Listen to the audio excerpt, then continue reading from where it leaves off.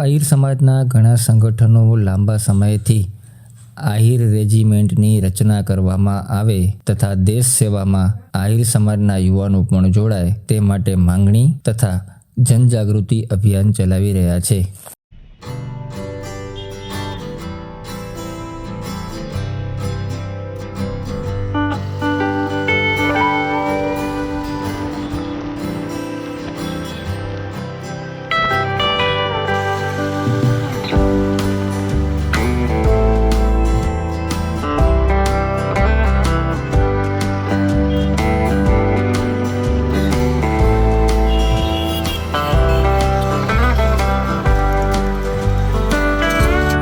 દ્વારકાના અને સુરત વસતા કાકા ભત્રીજાએ સમગ્ર આહિર સમાજ તથા યાદવ સમાજ સંગઠિત થઈ આહિર રેજિમેન્ટની માંગની સમર્થનમાં જોડાય તે માટે પ્રયત્ન કરી રહ્યા છે. ઉત્તમ આહિર તથા હરેશ આહિરે ઓગસ્ટ મહિનામાં ગુજરાતના સુરતથી પોતાના પ્રવાસની શરૂઆત કરી હતી અને તેઓ પોતાની કાર દ્વારા સમગ્ર ભારતમાં જનજાગૃતિ અભિયાન માટે પ્રવાસ કરી રહ્યા છે. અત્યાર સુધી આ યુવાનો દ્વારા 1700થી વધુ ગામડાઓ આવરી લેવામાં આવ્યા છે કે જ્યાં આહિર સમાજની વસ્તી હોય. અંદાજિત 27,000 કિલોમીટરનો પ્રવાસ આ કાકા ભત્રીજા દ્વારા કરવામાં આવ્યો છે, જેમાં દેશના અનેક રાજ્યોનો સમાવેશ થાય છે. હાલ તેઓ ફરી ગુજરાતના પ્રવાસે છે અને તેઓ કચ્છ કે જ્યાં આહિર સમાજની મોટી વસ્તી છે ત્યાંના ગામડાઓમાં જઈ જનજાગૃતિ અભિયાન ચલાવી રહ્યા છે. પોતાના પ્રવાસ દરમિયાન આહિર રેજિમેન્ટની માંગ સાથે સમાજ વધુ સંગઠિત થઈ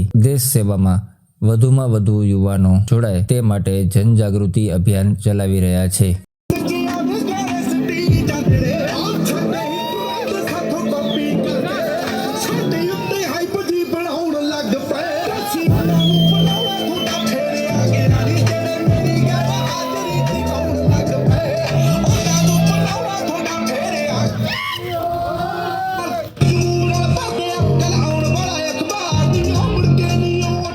પોતાના સ્વખર્ચે આ જાગૃતિ અભિયાન ચલાવતા ઉત્તમ આહિરે જણાવ્યું હતું કે દિલ્હીમાં 2 લાખથી વધુ લોકો ભારતભરના જોડાઈ અને એક શક્તિ પ્રદર્શન સંમેલન યોજે તેવા તેના પ્રયાસો છે.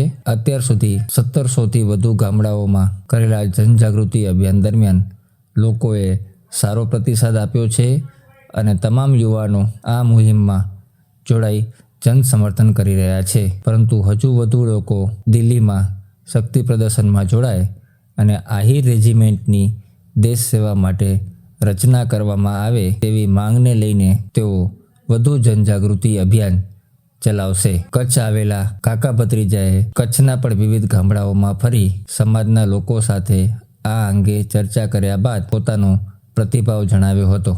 જય દ્વારકાધીશ. મારું નામ છે ઉત્તમ આહિર અને આ મારા કાકા હરેશ આહિર. અમે બંને કાકા ભત્રીજાએ 11 ઓગસ્ટથી આહિર રેજિમેન્ટનું માંગનો એક નિર્ણય લઈને ભારત યાત્રાનો એક ગંતવ્યથી નીકળ્યા છીએ અને અત્યાર સુધીમાં અમે 1700+ ગામડા કવર કરી ચૂક્યા છીએ અને નિયર બાય 27,000 કિલોમીટર અમે ચાલી ચૂક્યા છીએ. આ અમારી ગાડી છે. અમારી ગાડીએ પણ બહુ સપોર્ટ કર્યો છે. 2012નું મોડલ છે. પણ અમારું એ ગંતવ્ય છે કે આખા ભારતના યાદવ સમાજને આહિર સમાજના લોકોને એકત્રિત કરીને દિલ્હીમાં એક શક્તિ પ્રદર્શનનો વિચાર છે આહિર રેજિમેન્ટની માંગને લઈને.